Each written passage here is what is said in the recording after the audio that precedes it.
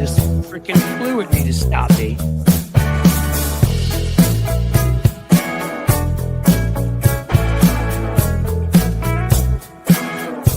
Yes, I'm still tired, but okay. I'll say all sorts of random crap.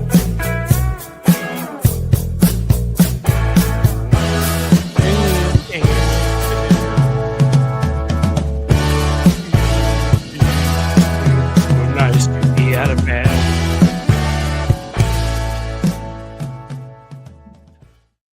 Welcome back, everybody, from the Queen City, Radio City. A very warm Cincinnati. It's been like 70 degrees, which helps when you've gone through the fun flu-like experience I've gone through. It makes it easier to go outside and actually want to be part of the living. Number of stories today, even a breaking one right now that I'm hoping is not right, or at least will end up being right. But I really, really don't want to have to go into ripping the crap out of certain Democrats, but they really may force me. I'm getting exhausted here, and that's not just the flu. I'm tired. I fight for the things that we care about all the time. You guys fight for the things we care about all the time. You know, there are certain folks willing to give some of Trump's cabinet members their votes that said that Trump wasn't, he was not an illegitimate president, which he is.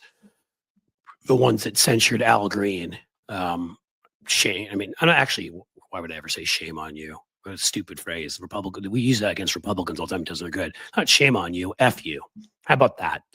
How do you not understand the damn moment we're in? How do you not understand what you're fighting for?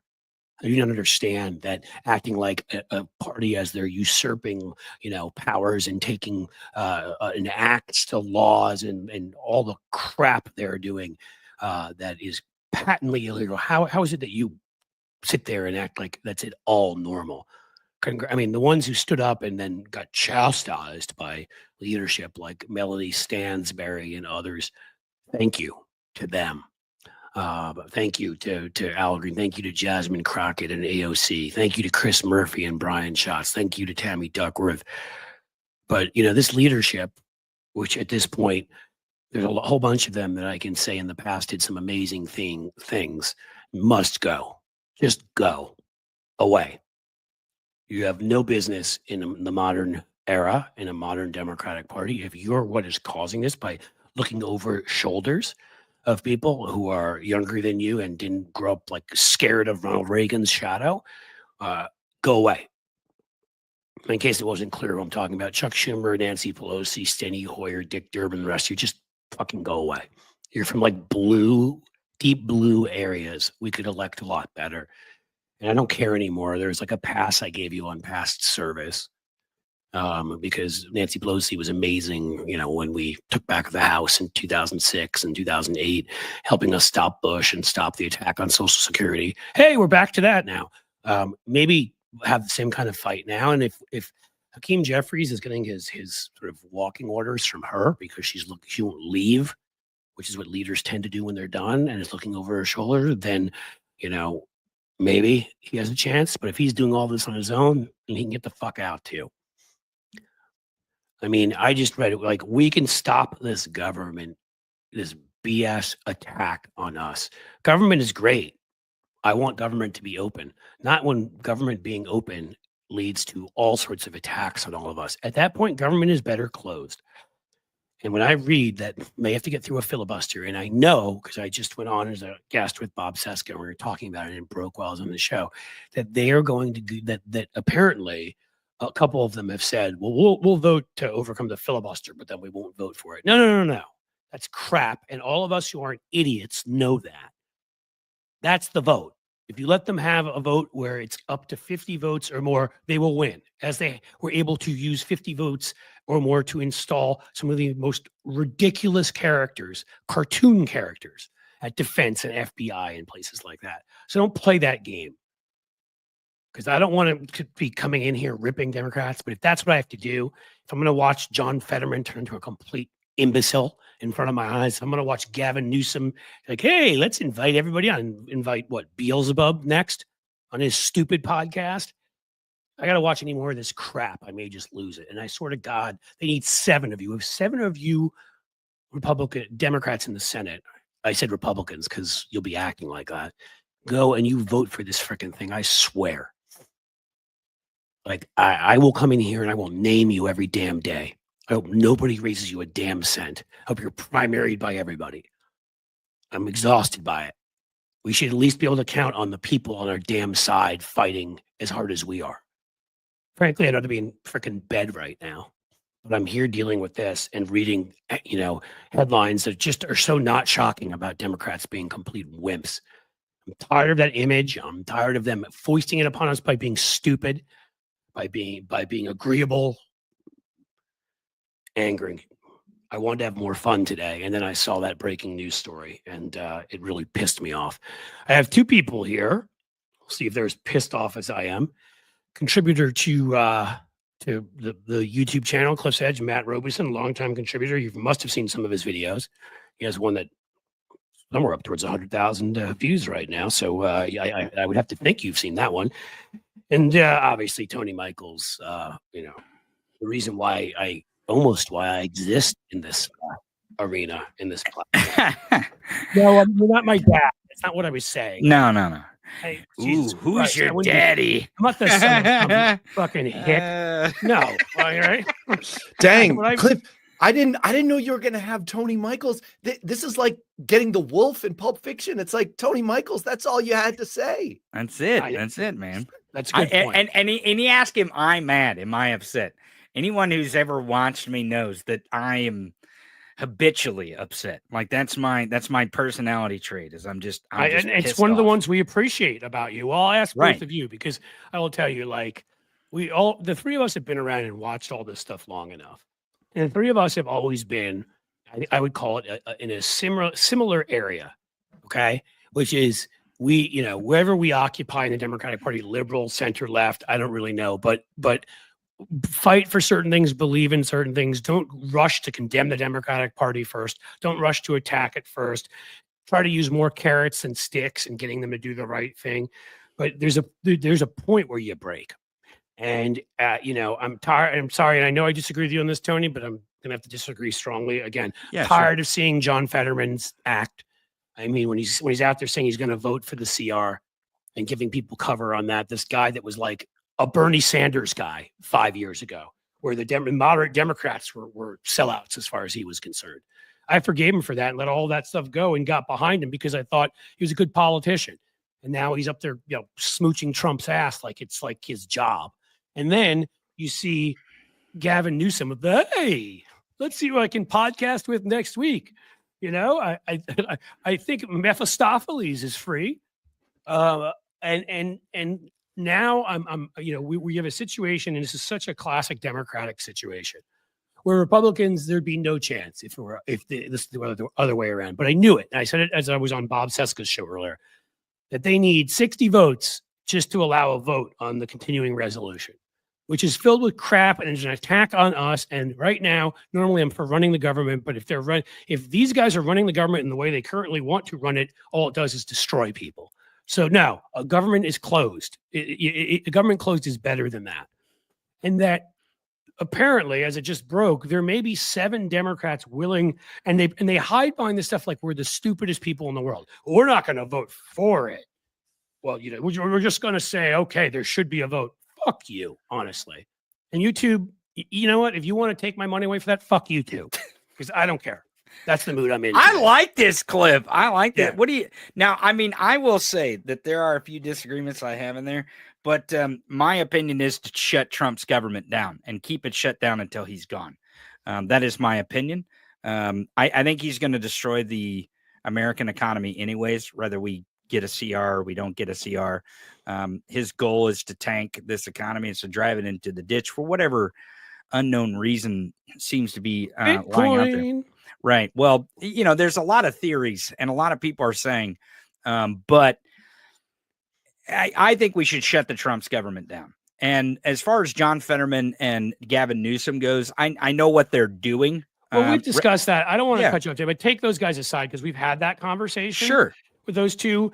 I want to hear from you and then Matt on these, because to me, this isn't just we should shut the government down. This is we must, especially with what's in the CR. And the fact of the matter is, if we have 7 members of a 47 member caucus.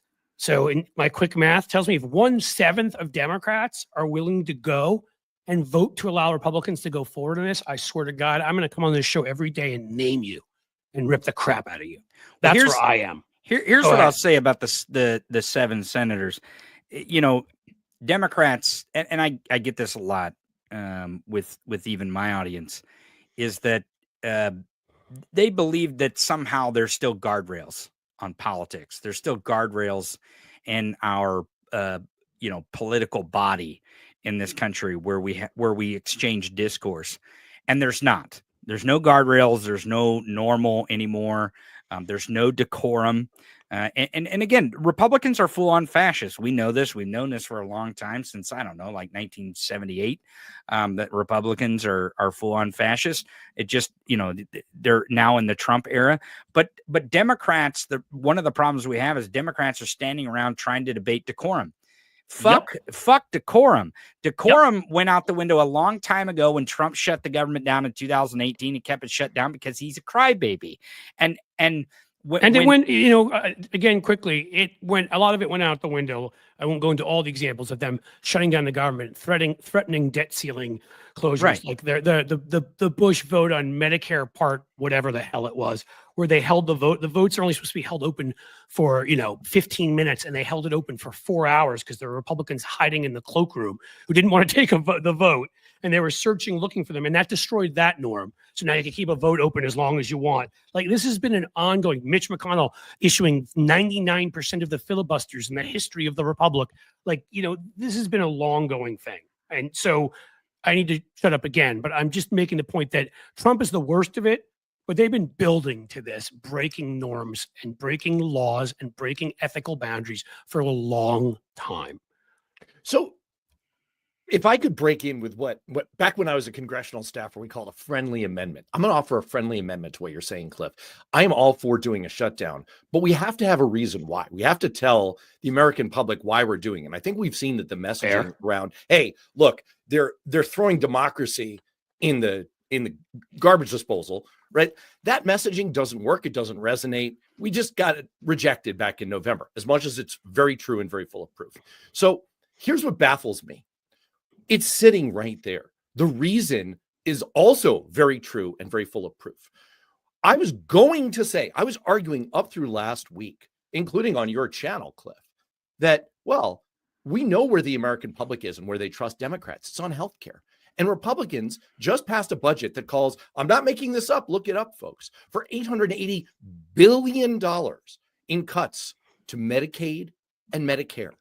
Health care. We know, according to current polling, that the one issue that voters absolutely trust Democrats on is health care, protecting health care. So I was going to say up through last week, well, this is easy.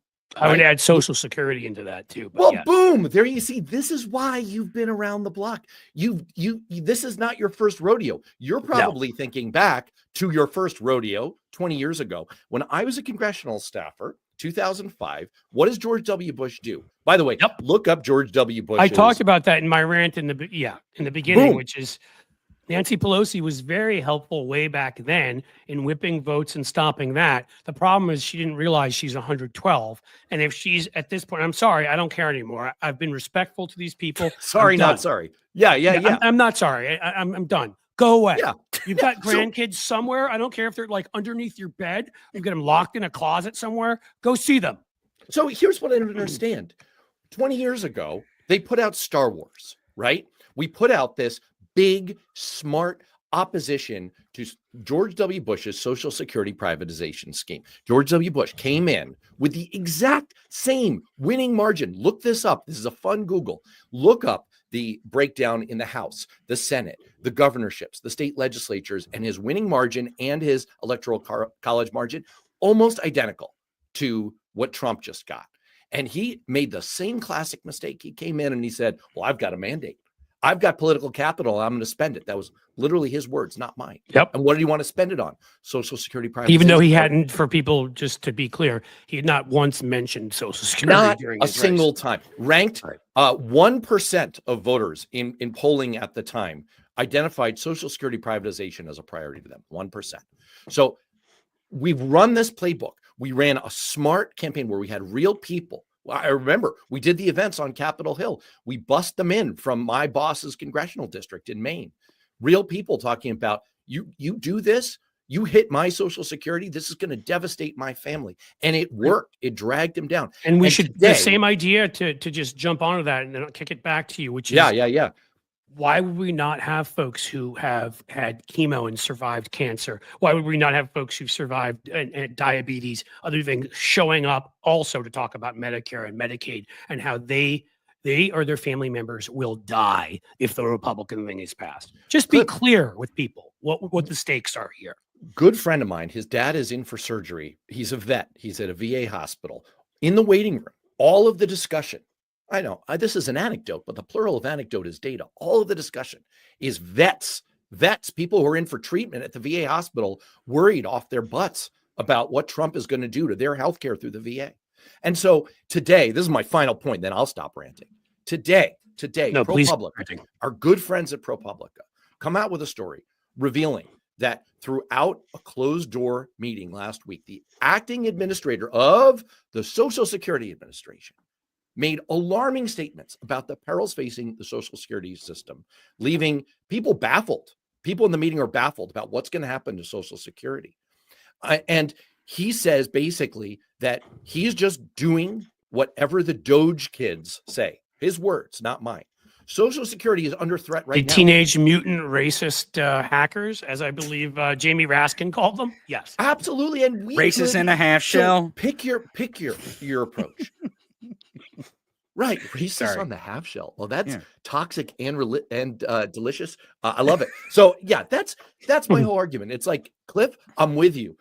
You know, Senate Democrats, go ahead and let the shutdown happen, but make a stand on an issue that we know the American people are with us on, and put a real dent. I mean, Trump is already going downhill in his approval rating. His ratings on the economy already underwater. Lowest ever, actually. It's already lower than it ever was during the first term. Second lowest only to himself in the first term. I wonder what it could be. It's almost like the stock market's tanking. Yeah, something like that. And people are getting fired from jobs that they had no idea they get fired from. Not with like 24. I mean, not with a 2-week sort of, hey, you've got 2 weeks, like a literal email, like get the hell out, because that's the class of the people we're dealing with. That's my message to you: is he is already slipping over the cliff's edge. Let's give him a push. And the way to do it, see what I did there? And the way to do it is healthcare or Social Security. All right, I'll shut up. So I want to take it back to the Social Security real quick, because Elon Musk speaking that the Doge kids, the teenage mutant racist Dogers, hackers, whatever they're called, hackers. That's what I think of when I did. But that's what he was going for. I think that's what he was going for there. So in the interview with Larry Kudlow, in between him crying about how Tesla's tanking because he did Kudlow taking snorts of cocaine. That's true. But in that interview with Kudlow, when they got to the entitlements, which I hate when they call it that, because these are earned benefits, these are not entitlements. You're not entitled to these things; you earn these things, which is the reason why they have to pay you. That's the entitlement. But here's the thing. He said in that interview, Elon Musk, the head of the Teenage Mutant racist hackers, he said that entitlements is the thing, and he used the word eliminate. It's the thing that we're going to eliminate. He used words entitlement and eliminate. There's a couple things you don't do in politics, in my book, is use the word education and eliminate, and use the word Social Security or Medicare and eliminate, even though these things are things that people do not like. Let me be very clear. Our education system in this country is very unpopular. It's not popular at all. Social Security in this country is very unpopular. It's not popular. Medicare is very unpopular. It's not popular. But that's only when you look at you maybe you're going to get to that. I want to clarify. The reason why is because it's not good enough. It's not good enough. It's not good enough. Social Security isn't high enough to raise people's boats when they retire. Medicare only covers 80% of your doctor's bill, and it's still on the Part A. On the hospital side, you have huge deductibles, which, by the way, George Bush tried to privatize with Part D and Medicare Advantage, and he was unsuccessful because privatizing stuff like this doesn't work. Social Security or Medicare. You look at things like Medicaid. It is unpopular, and the reason why is because it's not enough to fill those gaps. Speaking of Medicare and George W. Bush, he came up with Part D, and there was called the donut hole. Do you remember that? Like, we'll just call it the donut hole, and the American people love it because they love donuts. Right. Yep. They love donuts. That was the vote I was talking about, by the way, where they had to corral a number of members of that House Republican caucus because they were hiding because they didn't want to take the vote. Right. Now, the reason why education is unpopular is because it's not good enough. It's not because these things can't be good. It's not because we don't have success. It's not that we cannot have success. It's that we elect people who fundamentally make sure that Social Security, Medicare, Medicaid, and education in this country suck. They make sure. I got an idea. You want them to be good? Take the money for every one of that jackass's rockets that blow up, for every one of his cyber trucks that blow up, which, by the way, is now 17 times the rate of fire-related injuries from the Ford frickin' Pinto. Okay, so anybody knows any history, the Cybertruck is a big piece of crap that looks like two toasters humped and now blows up on you too. Okay, I called it a campground urinal earlier. I don't know if that works. Like true. Like one of those nice long urinals, right? But, well, it's the stainless steel one that just goes in a hole. There's no really sewage or anything. It just goes and they pump it out. I mean, you know what? All this stuff's it's solvable. I could give it to you. Here, it's a two-part plan. Here's part one: cut all of Elon Musk's subsidies. That's part one. Part two is create a new tax rate called the 102% income tax for Elon Musk. You do those two things, we'll have all the healthcare, family and medical leave, Social Security. And if I get more serious, and I will for a second, because this, I think we talked about it the other day, Tony, and this is an issue that because I worked on defending it the last time they had tried to assault it, I know a lot about. We have a ridiculous, and it ends up being regressive system where we have a Social Security tax that right now only taxes the first 170-something thousand or whatever of your income. So these rich assholes pay it on that, just like anybody else who makes up to that, and they don't pay anymore. Flip it. Say from now on up to $175,000, you're not paying 1 cent. But for every dollar above that, we're going to institute this tax rate, and you would have Social Security till the cows came in. You would have so much Social Security funding, you wouldn't know what the hell to do with it. I got to go here soon. You know me, I like to leave in the middle of things. But here's the thing. I've got an idea. When we get rid of Donald Trump and we get a new president, I think what we should do is we should start a whole agency, okay? A whole new agency. It'll be for efficiency, let's say that. And that new president can appoint me, Tony Michaels. And what I will do, and I support this already, by the way. I promise the American people what I will do with my new given power by the president of the United States. What I will do is I will go and I will investigate every single penny Elon Musk has ever earned, has ever had, has ever possessed, and I will impound every single bit of it. I will impound it all. I will make him pay back all the government contracts, okay? Then what I will do is... Can he pay back all the apartheid emeralds that his family took too? Or? Sure, we'll go take those too. But what we will do is I will round him up.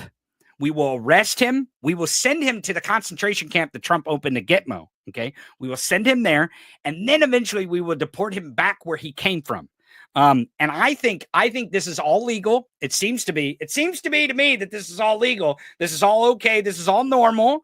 And I think that what we could do is we could start doing this, not just to Elon Musk, but we could be doing this to a lot more people in the same situation that Elon Musk is in. If they don't like the situation that they have here in this country and they don't respect the citizens and the people and the humans, and especially our government and our system of government, if we can do that, I mean, I'm all for it. I think that's a program. I'll say in 2 seconds and kick it to Matt. You could, all the stuff you said could be filed in legal cases against this guy, because again, it seems relatively clear at this point that he was not working here legally.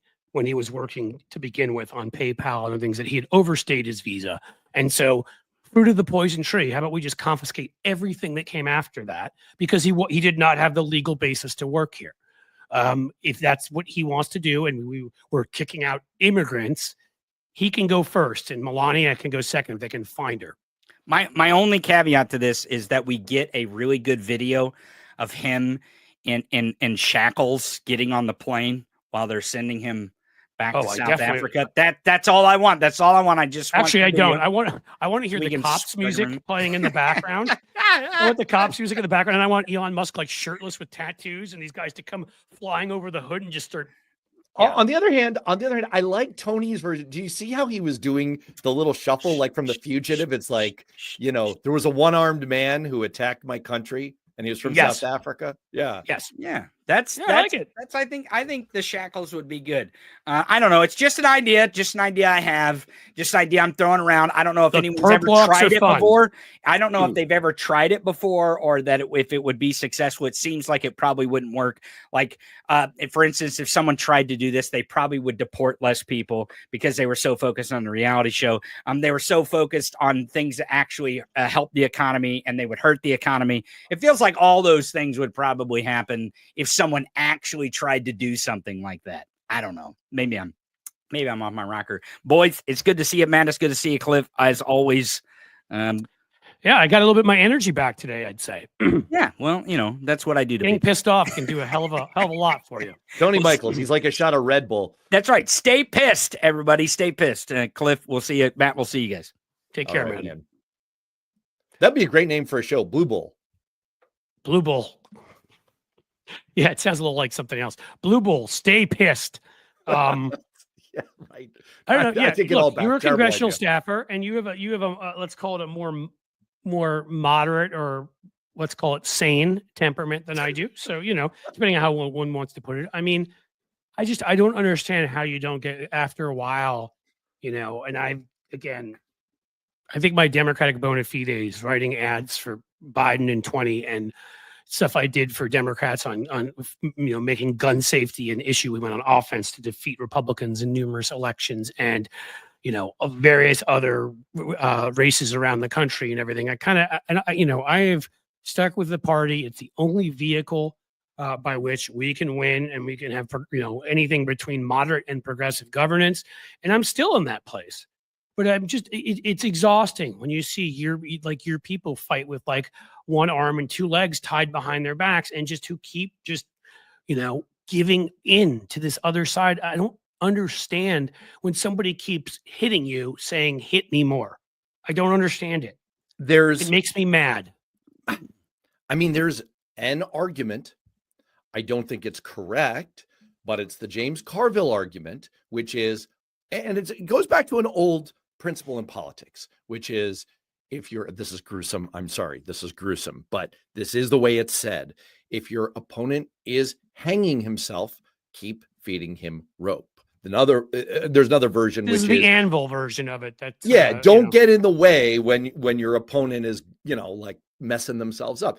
And that's what James Carville wrote a little over a week ago in the New York Times. He said, look, it's strategic, watchful waiting. Let's stand back, because Donald Trump, and he has a point about this. Trump is stepping further and further onto trapdoors. He's setting the trap for himself. You see it with all of the Doge stuff. You see it with the federal worker cuts. He's removing, he's not only lobotomizing the functions and the agencies that he needs to carry out the rest of his agenda, but he's removing all of the capabilities that he needs in order to keep some semblance of economic and social stability, right? Like, you remove nuclear safety people, you remove folks from the FAA. I'm looking forward to that, since I'm flying on Saturday. Yeah, the ones who follow Ebola, that was a good move. You definitely want to get rid of them. The food safety monitoring, the bird flu, after a while, all of this adds up. So again, I get the argument, but where it falls apart, I really think it's a bad argument. Okay, good. Where it falls apart for me is, we have plans on the shelf right now. We have examples from not like ancient history, from relatively recent history. This is, by the way, this is how the Pentagon operates, right? They have war plans on the shelf all the time for every available scenario. What happened when Iraq invaded Kuwait? 1990. Yep. There was a plan off the shelf, and you can read the book about it. It's Bob Woodward. Build the coalition, and I mean, yeah, we were ready with. I mean, they pulled the plan and they hit it. So we have these plans. We know there's the Social Security privatization playbook. We've run that before. Here's another one for you. It's been widely reported that Republicans are quietly telling their members, but not so quietly because it's been widely reported, do not do town halls. Don't do town halls say that because you are vulnerable on healthcare. Let me tell you. On everything? I mean, they've done this in the past too, where they're trying to hide, and you should be then following them around, yelling at them why they won't do town halls, and they're scared of their people. I've still got PTSD from this. 2009, summer of 2009. I'm a chief of staff for a member of Congress who's running for the U.S. Senate, and we are getting hundreds of calls a day. Do a town hall. When are you going to do a town hall? It's like, come on. I double dog dare you. I triple dog dare you. They're trying to bait us into this. And finally, we're like, all right, well, what if we do this just to kind of lance the boil and not make it seem like we're ducking? So I called up the Democratic Senatorial Campaign Committee, and they said, Matt, you can't do it. We literally don't have the resources. We can't get the people in the room to shield you, to show support. It's going to be a bloodbath, and you're going to end up with a viral video moment. They still had those in 2009, even that far back. Because Twitter was early on, but Facebook had gotten going by then. So right, you know, and it's going to crush you. You can't. We just can't support it. We can't do it, and that's the position Republicans are in now. So we could run the town hall playbook on them. We could run the Social Security privatization playbook on them. We have all of these plans off the shelf. Why not all of them? I get it, but you know, honestly, any one plan would be better than nothing. And again, but to me, they're related, right? I mean, it's like combining narratives. You can follow around, go after Republicans, pressure them, say, "Oh, the reason why you're too scared to have a town hall is because, like Elon Musk said, you're going to eliminate Social Security and make them answer. And when they run away and they don't answer, that's an answer, isn't it?" You know, I mean, you can combine all of those. And I know because when we did a race here to try to take out and eventually successfully 2 years later, Steve Shabbat, the congressman in the swing race, like we were following around. He was scared to do anything and show his face in public because we were there. He ran away from us once at a 4th of July parade. It was one of my happier moments. I'm just, the point I'm trying to make, Matt, is, you know, to go back to the Carville stuff. Look, I grew up being a fan of Carville. I think Carville's had a lot of good ideas along the way. I think, you know, I don't want to say that maybe he is out of his element in this current state of politics. I don't think he necessarily is, but I think he's dead wrong about this. Because in a normal state of politics, where you've got two functioning political parties and one's more conservative and you don't, you know, the George H.W. Bush days or the whatever. Yeah. Then maybe you say, okay, we have a functioning democracy and we need you know, part of what democracy is compromise. There's some respect between both parties. There's some places you don't want to go. So maybe we don't do this, that, or the other thing. We're, as you know, as Tony was saying, all the guardrails are gone. We're not in that place anymore. We're in a completely different place. We're in a place where, you know, the throw him an anvil line goes. If he's in quicksand, throw him an anvil, step on his head. You know, these are metaphors, by the way, folks, not anything else. And but it just is, to me, again, if all these negative things are coming out of the White House and they're doing all of this negative stuff, but people don't get it, as they didn't clearly in 2024 when they voted and didn't know a lot of this stuff, then it doesn't matter. It's a tree falling on the forest. If we are not out there making an offensive message on offense, telling people what's going on with regular press conferences, with regular spectacled events, with regular, you know, bringing in people who are going to be harmed by this, all the various things we're talking about, and not just one of them and not just in one place, multiple ones across multiple agencies in multiple places and multiple capitals around the country and all this kind of stuff. That is how, and then put some paid messaging behind it, you drive a message that people get. This is the Republicans. They are going to eliminate your Medicare, Medicaid, and Social Security. You, who relies on that, will not survive. Done. I mean, that is what you need to do. Otherwise, like, again, people they won't know it because our media won't report it because our media sucks. Because corporate media is a joke. Look at what Damon A is saying on YouTube right now. making reference to The Art of War. What is I mean, there are many great lessons from The Art of War. What's kind of the key lesson is you have to choose what's the field of battle that you're going to engage on, right? Yep. And that's really and you choose one favorable to you. As you choose if half the battle is choosing the field of battle. And yep, I think what you're saying is so right, that Democrats have to choose something. Now, there's a lot of options. There are a lot of plans on the shelf, and some of their choices have been baffling. So far, they're stuck between doing nothing and doing everything, right? Both of those are bad. When you do everything, you're kind of by default doing nothing because you don't have a clear message that breaks through to people. There's just too much noise out there. And if you do nothing, which is sort of what Carville's advising, then you're not handing the anvil to your opponent who may already be standing on quicksand. And later they are able, this is a key point. Okay. Right. Donald Trump, again, we're not in normal politics. For all of George H.W. Bush's faults, and there are plenty, Willie Horton ads and such, he was not such an absolute pathological liar that he would look you in the face and tell you that what he did, the other side did. Right? Wouldn't do that. Well, Donald Trump, that's the thing, is that Donald Trump, if we are not educating people by having numerous press conferences, paid media, all the various things I'm talking about here, what will happen is Donald Trump will look you in the face. He'll look all of us in the face, and that enough is will turn us to stone. And then he'll just say, we're fighting. The Democrats are trying to cut your Social Security and Medicare. That's why they're against the CR, but we're trying to defend it, because he can lie about anything and he knows it. And the right-wing media will get his back, and the corporate stooge media will say, well, Donald Trump claims that the CR will help Social Security while Democrats say it won't. I mean, so what it comes down to is, like, if you're not out there making the offensive, sort of message, and you're not on offense pointing out who these guys are, how they're the bad guys in the story, what they're trying to do, how this has been their obsession forever, how it's in Project 2025, how they tried it before under Bush, all these things. If you're not providing people with the messaging context, with the sympathy and empathy for people that have gone through this, by bringing people in who will suffer if their plans pass, and doing all of these various things, you're failing because you're not educating people. And in the end, Trump and people just like him, because he's surrounded. What is the Republican Party at this point? It's a bunch of scumbags just like him. Ted Cruz and Mike Johnson and all of them. They'll just lie. They'll look you in the face and lie and say it's Democrats doing this. And a lot of the country will believe it. Right. And I mean, again, it's not like you. I'm not trying to throw bombs at our own side here, right?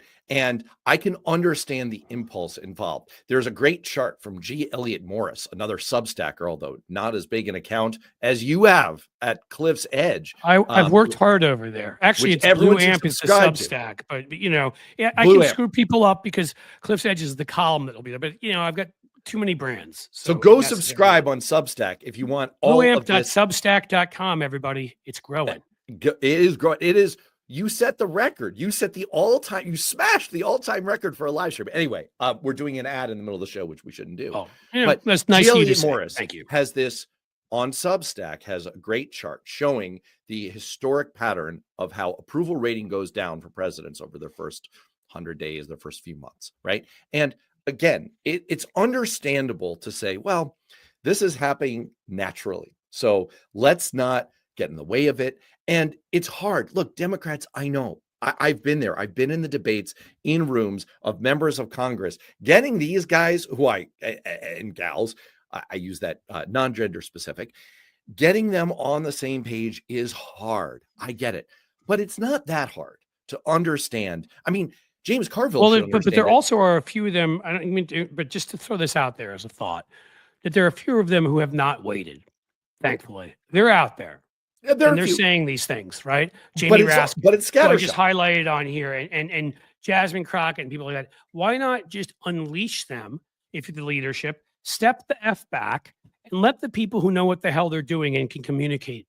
The only thing is, they have to pick one thing. They have to pick a focus area. And again, the irony of this coming from James Carville is that He was there to witness it during the Clinton administration. What happened in the Clinton administration? He was already running into some difficulties because he put in the don't ask, don't tell policy kind of as his first policy move.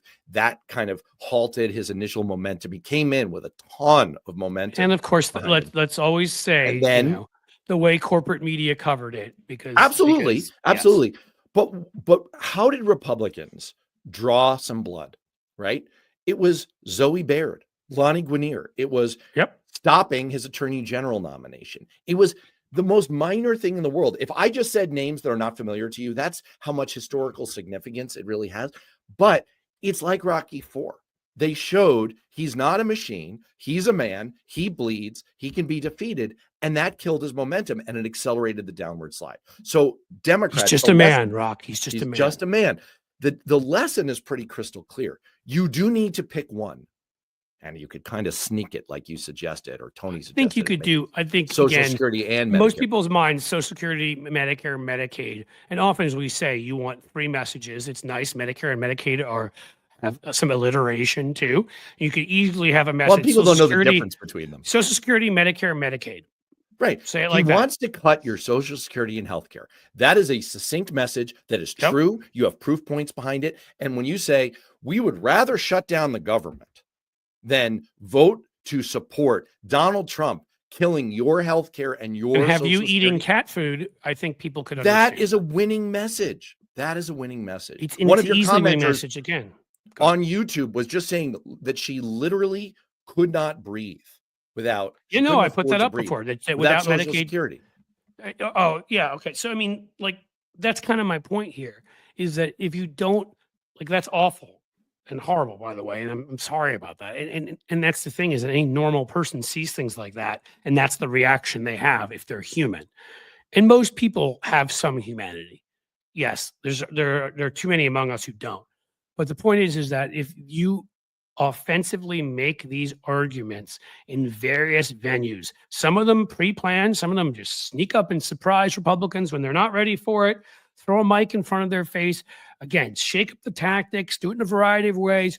Use TikTok, use YouTube, use Facebook, use what is out there to make some of these things go viral, and come up with creative and interesting ways to do it. I mean, again, you brought up the thing I did on Substack. I mean, part of the reason that did as well as it did is, because I'm an idiot and decided I'd do it for 12 hours. And I knew that would break through because people would be like, what the 12 hours?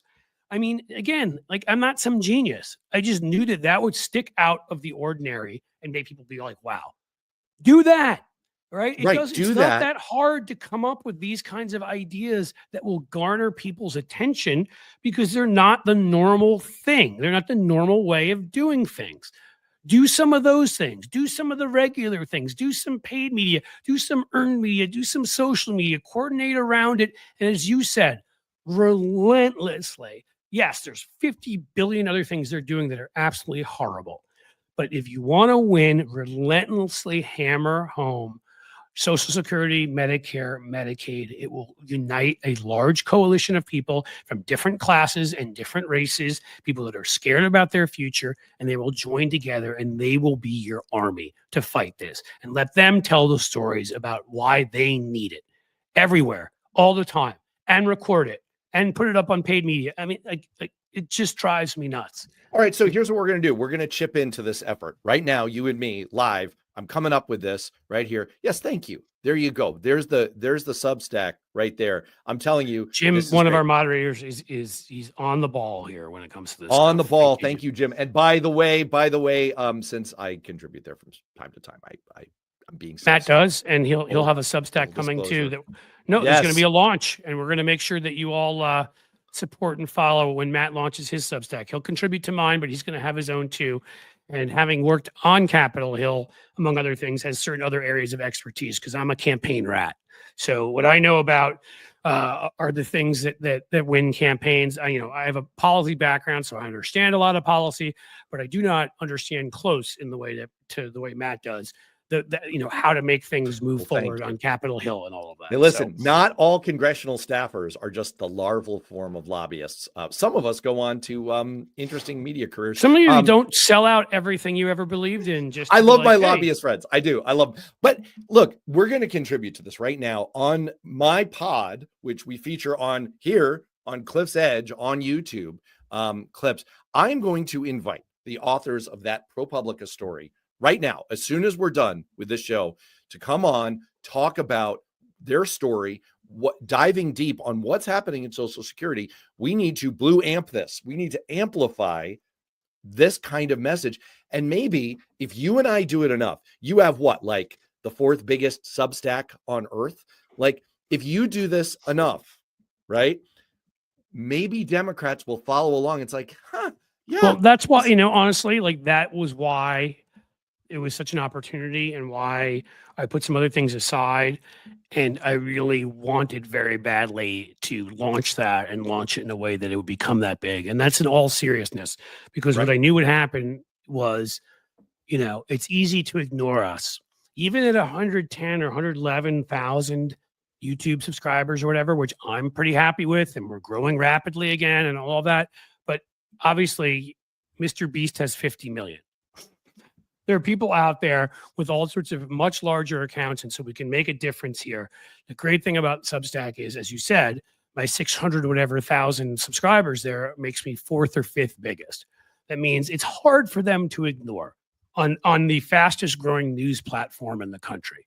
So that provides me with a voice, and I intend to use that voice. And I'm sorry if at times that voice is not going to sound like dulcet tones to Democrats, but if you do the right damn thing, it will, because I still believe by far the Democratic Party is what will save this country.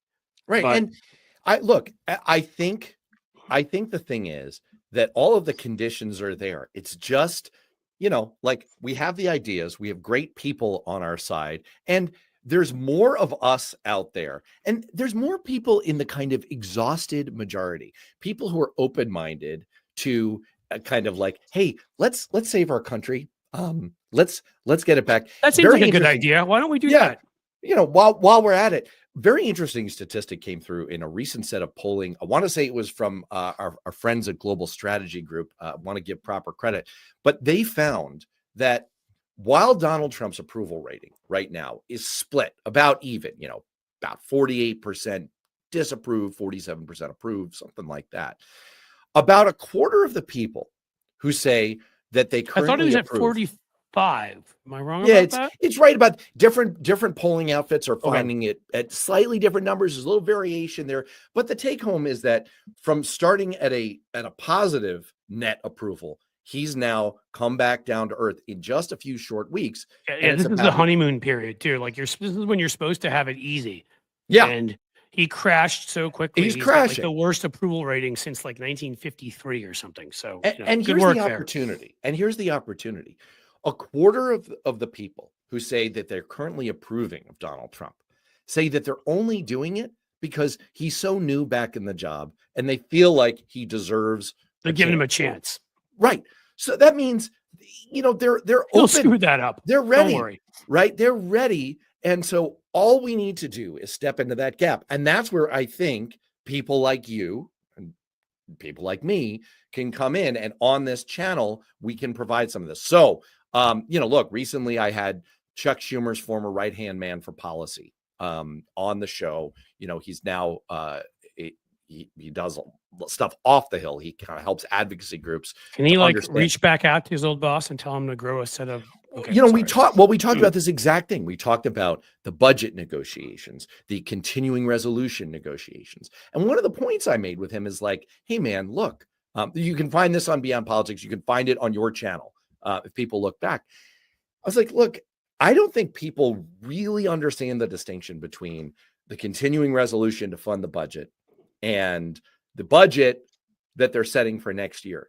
And so let's take advantage of that. Let's lean into that. We don't have to explain it to people, even though we're Democrats and that's in our DNA.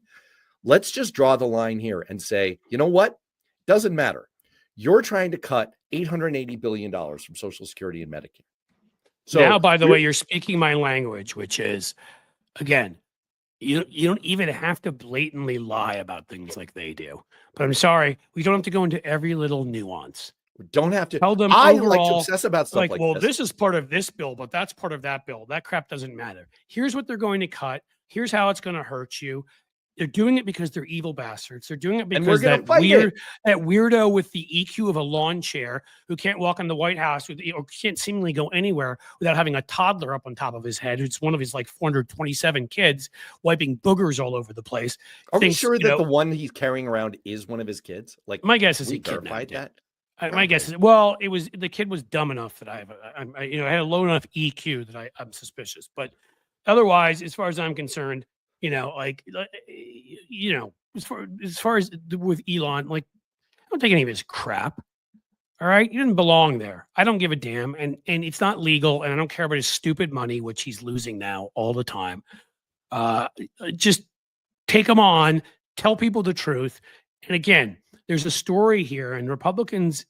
I mean, it's just like when we let them get away with some of the Russia stuff. It's like they built the entire story for us. How long did Nixon and Reagan and all these people talk about Russia as evil, evil, evil, evil? And it's like the easiest thing for us in the world to be like constantly, not just sometimes, not just when we're pissed off, not just when it's particularly obvious because Donald Trump does something like yells at Zelensky, but to constantly be like, oh, you mean Donald Trump who's owned by Putin? Oh, Donald Trump who Putin runs? Oh, I mean, it should be a constant message. Russia controls Donald Trump. This is easy. Okay. And then there's numerous other messages like that just should be at the tip of our tongues all the time and constantly repeated. Well, I mean, it's easy, right? It's kind of easy. Like, if you were going to a town hall, you would just say, explain to me, Mr. Republican Congressman, what parts of Medicare and Medicaid you're going to cut out of the $880 billion. Right. Just explain that to me. And for Democrats, it's easy too. Just say, we will not pass anything. We will not vote for anything until you pledge to protect Social Security, Medicare, and Medicaid. And frankly, any cuts that are in there must absolutely be removed. I mean, that's right. Pretty simple. And make them defend it. Make them defend it because, again, here's an interesting one. We're just making stuff up. I don't know. This is probably worth talking about too. Thank you, Barbara. Did you know about this, Matt? Yeah. Well, this goes on. I mean, I just kind of assume they raise their own pay all the time because they're such assholes. But I didn't know specifically they were. All right. So you want to know how this?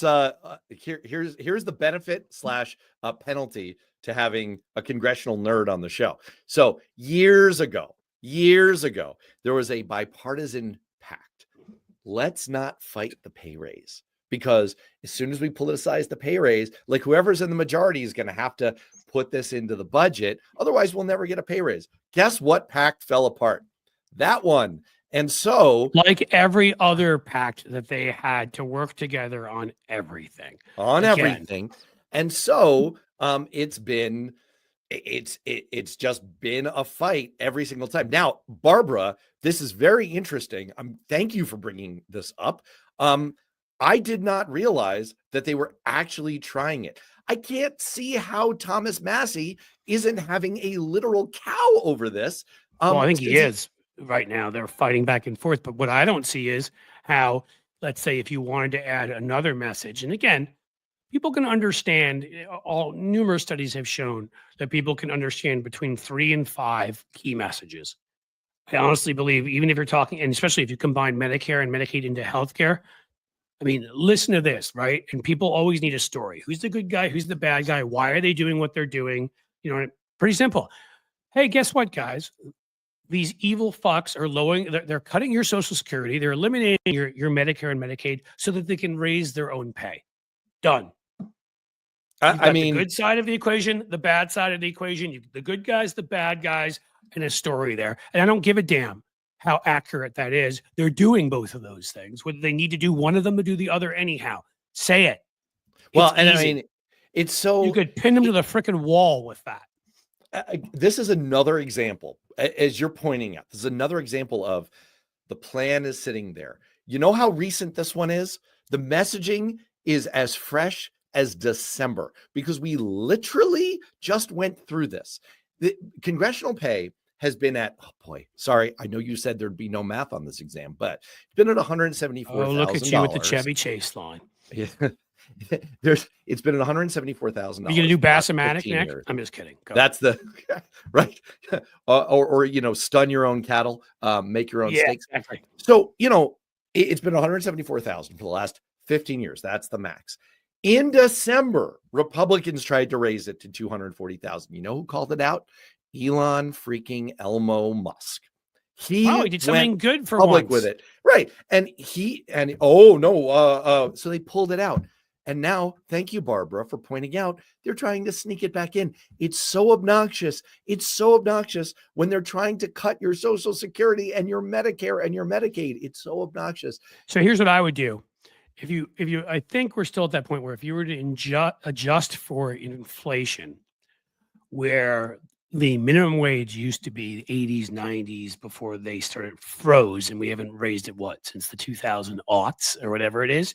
What I would say is, okay, here, you want your pay raise? Here's your deal. We're going to adjust for inflation. And I believe, if I'm correct now, that would make the minimum wage $22 or $23 an hour. I think it's something like that. I remember reading. I could be wrong. So you can check my numbers on it or whatever. But I would say, fine. You want your pay raise? You can have your pay raise. We're raising the minimum wage to $23 an hour. Your choice. Yeah. I mean, can you imagine how that would, considering the minimum wage raise is literally one up there with Social Security, Medicare as one of the most popular issues, routinely gets 70% plus support. That if you sat there and you said, that's our requirement, and again, took a bold stand, it doesn't matter if it ever happens. I mean, it does. We want it to happen to help people, but I'm talking about politically. Again, symbolism, strength, telling people who you are morally, ethically. It draws a line in the sand and says, here is the price.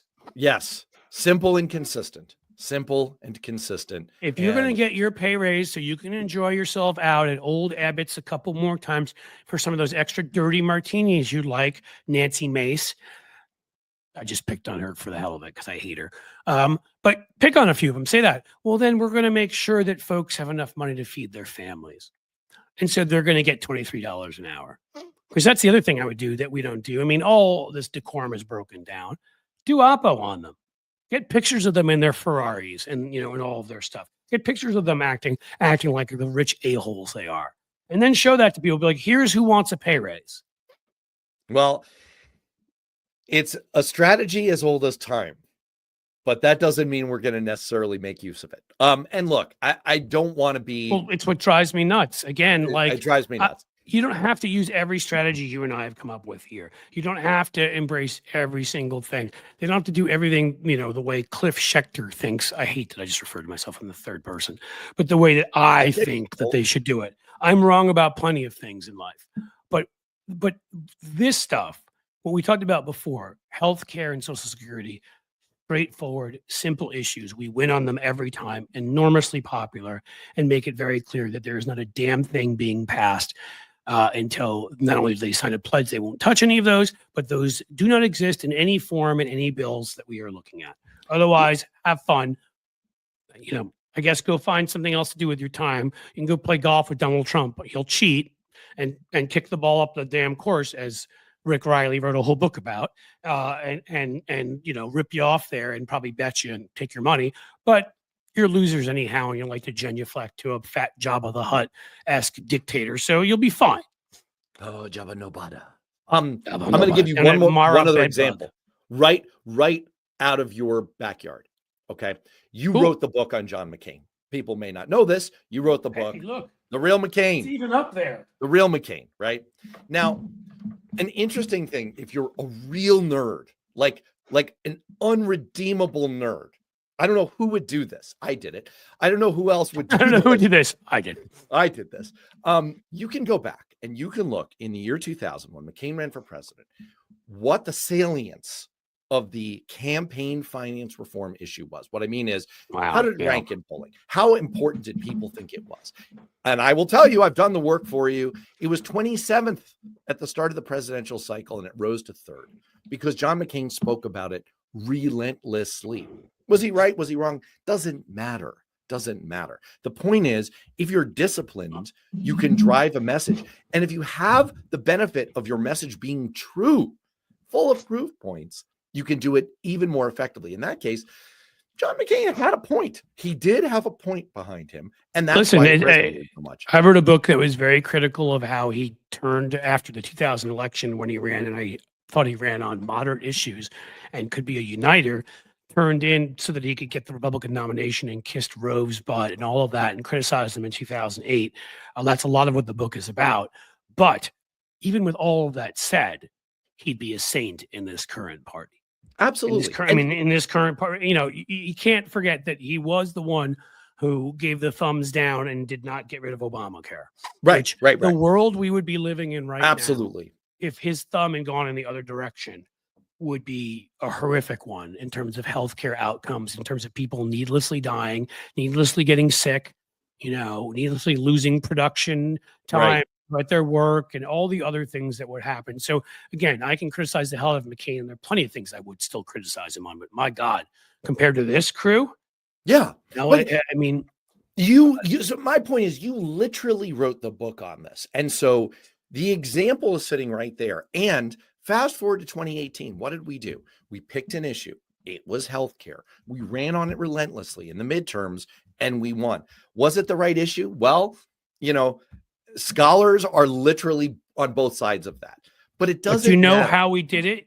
I know we were disciplined. We were disciplined, but we also did what, again, and folks, I'm sorry, I'm going to be objective about all of this stuff, right?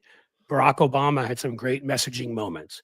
He admitted after his presidency that his biggest failure was thinking that he had such good policies that they would take care of themselves and he didn't need to go out and explain them to people. Yeah. What the Republicans did was they Sarah Palin and all of them, they're like, oh, they're going to kill grandma. They took one or two things out of context, and they took the one most unpopular part of it, the mandate. And had we been responding with, that's not what Obamacare is. Obamacare allows your children to stay on your healthcare till they're 26. So they don't go through a huge gap where they have no healthcare. Obamacare means that you do never again have to worry about not having healthcare because you have a pre-existing condition. Obamacare means that they can never ever give you a lifetime limit and say, sorry, your cancer costs too much, your treatment, you're cut off.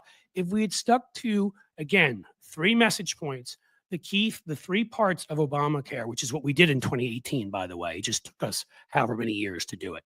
If we had done that right away, they never would have made it as unpopular as it was, because people, again, if you don't message to people, kind of like what I'm saying about Social Security and Medicare now, if you do not tell them what it is that you're doing, the other side will lie about it. The mainstream media will flip-flop in both sides on it, and people will never know, and they'll think that we are the bad guys. Often you have to make those arguments to people. You have to go out and message.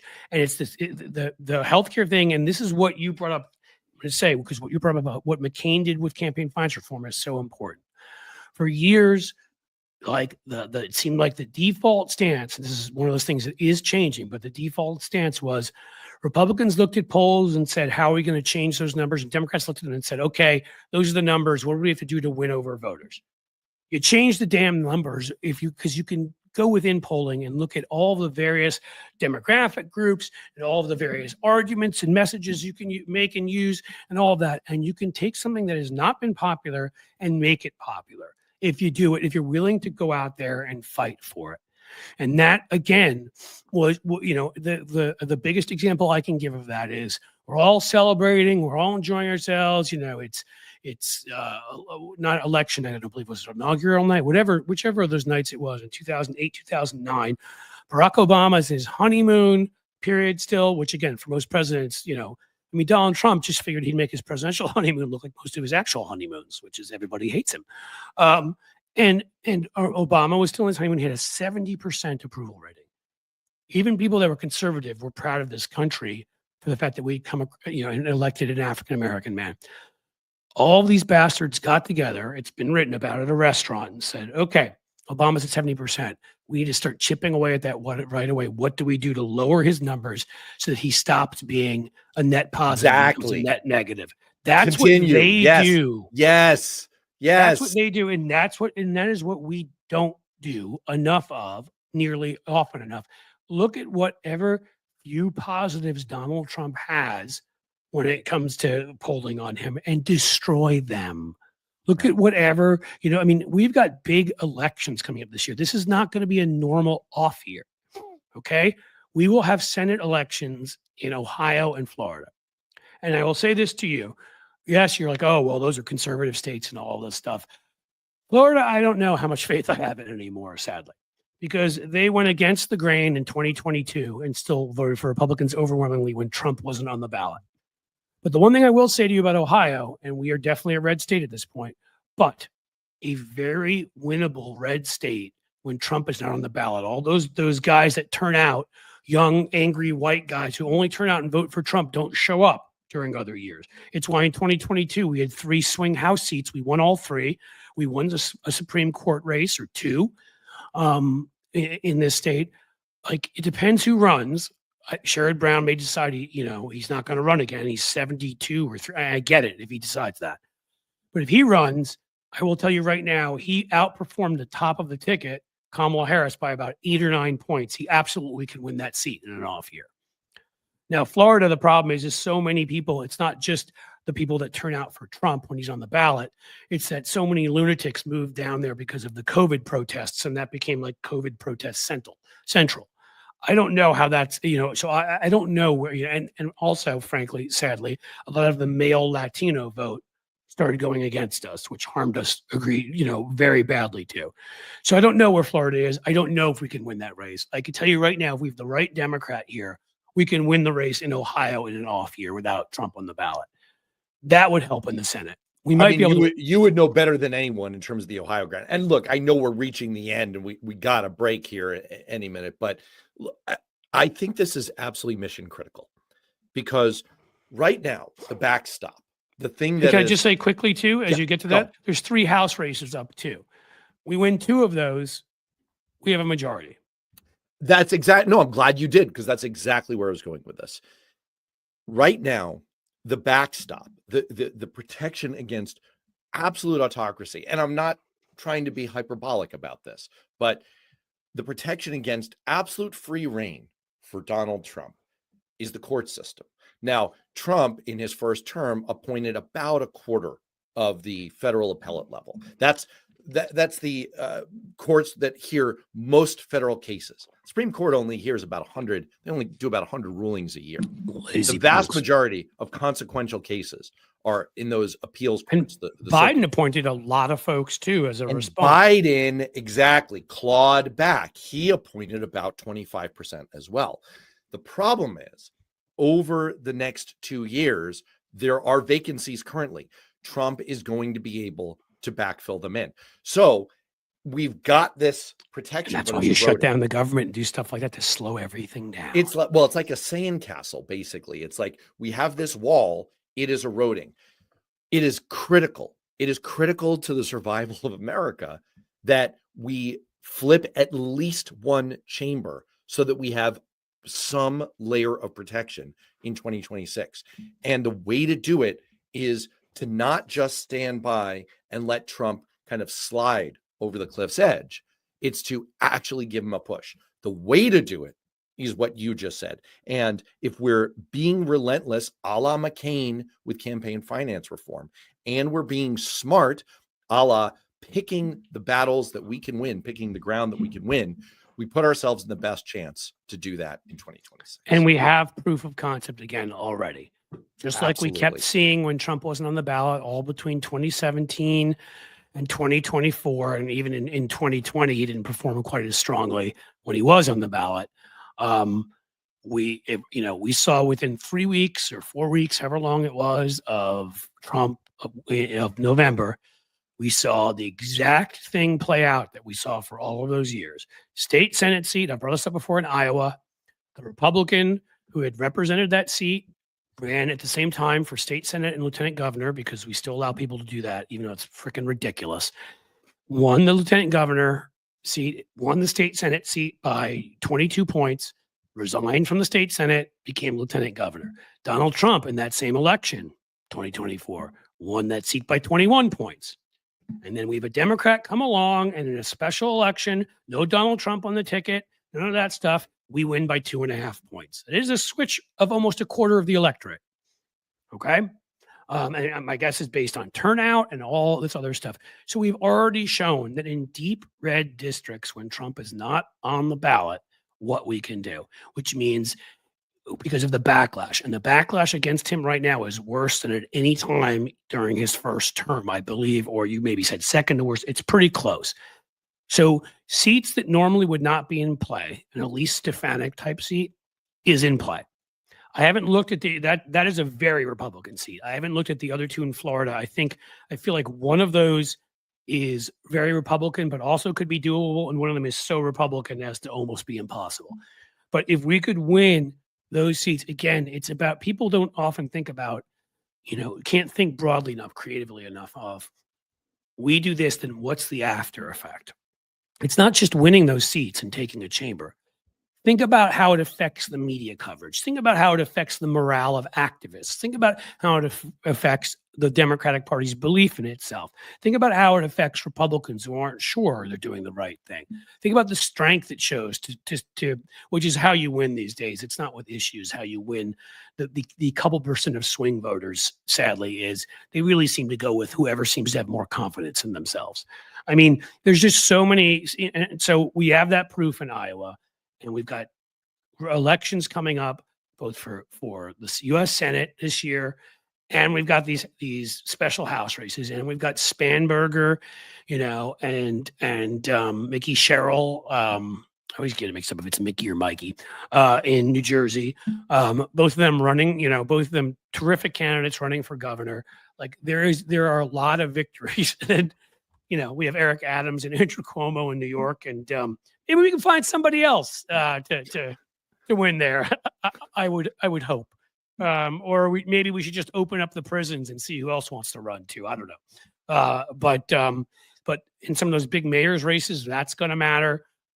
Like all this stuff matters because all of it plays into perception, plays into media coverage.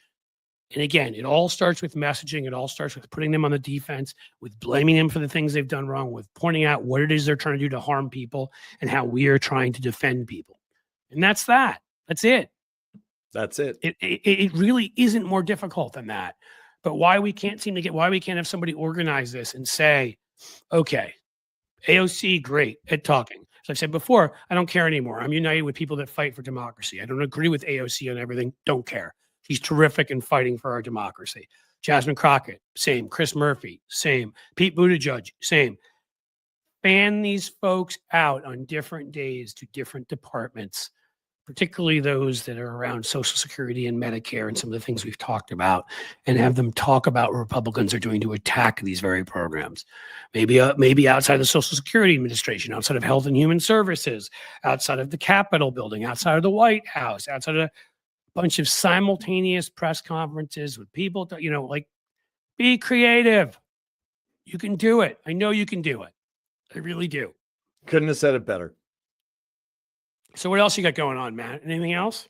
I'm about to leave for the Celtics game. I'm as a Western Mass person, so I'm looking forward to that. How long is the drive from there to Boston? About 2 hours. Well, it's not bad. I don't know why I thought it was worse than that. Yeah. So you even as a New Yorker like me, you've traded in for the Celtics now? Yeah. It's actually the smart move. The Knicks, I've been in New England so long. Look, after you run a congressional race and it's like establishing domicile or common law marriage. Like at a certain point, you're common law married to the Celtics. That's awesome. Yeah, like when you run enough political campaigns somewhere, you kind of have to root for the sports teams, right? Like once I'd been the chief of staff for a guy running for U.S. Senate in New England, and then a congressional used to like wearing the hats and doing all the crap you had to do. That's it. I'm the Celtics guy. You start talking, say to the reporters and be like, "Yeah, I'll talk to you outside by the car. In a second, we're gonna go out by the car and we'll get into this." I got to be careful. I got to be careful because I'm a native New Yorker. I would be accused of pandering if I went too far. So Yeah, it never was good when Hillary Clinton wore that Mets cap or Yankees cap, or I don't remember which it was, but she would like switch off, and you're like, and I'm a huge Hillary Clinton fan, by the way, but I just want to be like Hill baby. Yeah, right. Yeah, yeah, You yeah. gotta exactly. you gotta pick one. You can't that's no bueno. All right, well, I think we're mostly there. I may just sort of do a quick summary and goodbye to the folks here who are kind enough to come by today. But as I told you all, this week is definitely going to be a week of hour and 15, hour and 20-minute of these sessions, really when I'm as pissed off as I am today, because otherwise, I'll collapse and won't be able to do the one on Thursday and keep going forward. But I did mean to get into how, what was the title of this originally. I just got so pissed when that breaking news happened that Patty Reagan, who's always been more liberal, but on foreign policy stuff, I think she came out and said some very good stuff, pointing out all about how Trump's isolationism and embrace of Russia would have horrified her dad, which it would have, both of those things, and sent him into a tailspin. And it's not Reagan republicanism, and he's betrayed the party and betrayed their values and all this sort of stuff. And it was all good stuff because, again, and he just knowing that it'll piss Trump off, psychological warfare, having somebody with the name Reagan attacking him is always a good thing. And so that's important. So that was what I was going to talk about, but I think we had a really productive conversation otherwise, and maybe hopefully a come to Jesus, Abraham, Allah, Buddha, Confucius, whoever it is that you believe in, the Force, whatever your personal belief system is. We had that moment, and don't disappoint me on this, Democrats. Don't give them the votes for this thing and really make me angry, because you wouldn't like me when I'm angry. I had to say that. Sorry. I'm not really the Hulk. I just play him on TV. Okay. So I'll give you find Matt's podcast. It's terrific. Deeper dive into issues. You want to get smarter on how Washington works, how politics works, on elections and all of it. Matt will make you smarter. Back in the day, we were in school. He couldn't beat me in the 200, but he's really good at this. You guys may not know. We actually went to high school together. It's a bit frightening. True story. And I was more of a 400 guy. Yeah, you were. And Noah Shackman of Rolling Stone, who I'm still in touch with and friends with. He went to our high school too. And James Murdoch. He learned everything. Then there's James Murdoch, but he's the good Murdoch these days. So you never know. Talia, I like it. Cliff, go for a walk. We need you. I promise I will go for a walk. All right, well, let me let you go, Matt, and I will say my final goodbyes to all these wonderful folks. All right. Hey, thank you for being here, and we should make this a more often thing, because would love to. I'm smarter when you're on here. So absolutely love to. And best to the whole Blue Amp and Cliff's Edge community. Thanks for all the questions, points, interjections on YouTube, on the live. I love hearing from people who are tuning in, and they always, like Barbara, always bringing up good points. So thanks to everyone. No, that's why I got addicted to doing this, and why I love doing this, is that there's something about people being able to respond in real time. Yeah, absolutely. So you can kind of see what everybody's thinking and reacting to. And a lot of time the folks out here have frankly better ideas than those of us up here. So kind of a good thing to listen. Kind of a good thing. Matt, I'll be in touch. I'll be in touch with you before you leave for your vacation. But all right, man. Oh, I know you're Sounds going good. to Celtics tonight, so whatever. Go enjoy the Celtics. All right, will do. And thank you. We'll see you soon. All right, take it easy, man. All right, guys, here we are. Here we are again. I want to make sure to give credit to the fine folks who gifted us some things, and I want to tell you, don't make me take the goldfish with me. I'm going to be on the way out, but particularly a moment when I'm getting myself here with the flu. I would sure appreciate any paid Substack memberships, which is something we're pushing now the most of anything. But also any super chats and super stickers. They make a sick guy feel good that he got out of bed for the right reason. So first, Sheldon Hughes, Cliff's Edge membership. Thank you, Sheldon. Always showing up. always showing up with the stuff. And Francie is just crushing it today. Member for 5 months. That's pretty outstanding, Francie. Thank you for your longtime patronage and support of the channel. And then on top of that, you've got a $3 super sticker for me. So I really appreciate that. Here are the places you can subscribe. But you know what? Because we've only had 3 today, so I am going to go with who's coming with me. I appreciate Francie here, but there have been some times I've come on here where we have 10, 15 super chats, super stickers. Bob Barron jumping in. Thank you, Bob, for a $5 super chat. I'd love to leave here with at least 10. How about that? How about double digits? How about we find a way? Again, no amount is too small. Everything helps. And so for that reason, I'm going to ask if 6 more people can come with me before I go out. Sheldon Hughes with a $5 super chat. Another great show, Cliff. Thank you so much. I promise, Starlene, I see what you're saying. I'm not going to be grumpy. I really am not. And if this were like the kind of thing where if I got out here and I had that kind of attitude, that would be the wrong attitude. I don't come here and do this so that you guys can give me super chats and super stickers. I do it because it's important to do and I believe in it. But I still feel like when we have a show like this, I give you a good show and I do get out of bed, I'm going to ask for it. So I think that's fair from my part. So do we have 5 more? 99 cents. Oh, $4.99 from I says 1971 super chat. Thank you. We're at 6.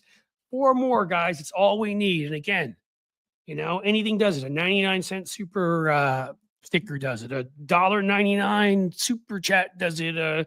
Any of those things. What else? What else we got going on? Anything else?